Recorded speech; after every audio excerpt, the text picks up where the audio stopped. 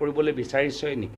আমি নিজৰ পবিত্ৰ ধৰ্মীয় অনুষ্ঠানবোৰ আমি প্ৰদূষিত কৰিবলৈ নিবিচাৰোঁ। মুখ্যমন্ত্ৰী আজি আমি গম পাইছোঁ যে লখিমপুৰতো এনেকুৱা এটা ঘটনা হৈছে, য'ত এটা মন্দিৰৰ বাহিৰত বাতাবৰণটো তেওঁৰ কিছু ক্ৰিমিনেল মাইণ্ডেড মানুহবোৰ আজি প্ৰদূষিত কৰিছে। ইয়াতো তেওঁলোকৰ কিবা ৰাজনীতি ইয়াত আছে, জড়িত হৈ আছে নেকি? মন্দিৰৰ পবিত্ৰতাও লৈ তেওঁলোকে ৰাজনীতি কৰিবলৈ বিচাৰিছে নেকি? প্ৰচাৰ কৰিবলৈ বিচাৰিছে নেকি? ইয়াতকৈ আৰু দুৰ্ভাগ্যজনক কথা কি হ'ব পাৰে? এইটো হ'ল ৰাহুল গান্ধীৰ মানসিকতা। যদি আমি কাটি মাংস থ'ব লাগে, আমি গাহৰি মাংস থ'ম, আমি গৰুৰ মাংস কিয় থ'ম? যদি হিন্দুৱে মাংস থ'বই লাগে, আমি কাটি পেলাই গাহৰি মাংস থৈ আহিম।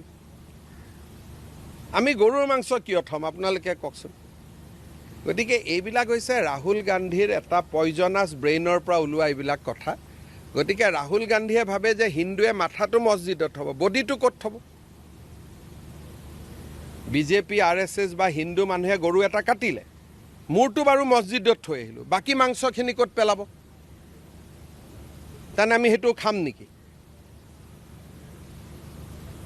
তাৰমানে ইনডাইৰেক্টলি ৰাহুল গান্ধীয়ে কি কৈছে যে হিন্দুৱে মূৰটো মছজিদত থয় আৰু মাংসখিনি খাই পেলায়।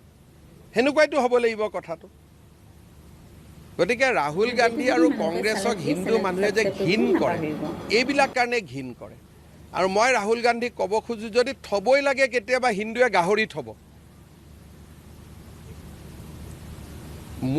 মোৰ ৰিকমেণ্ডেশ্যনে হয় যে কোনোবাই যদি গৰু মাংস থৈ আহে, আপোনালোকে গাহৰি মাংস থৈ আহিব, বৰাবৰ হৈ যাব।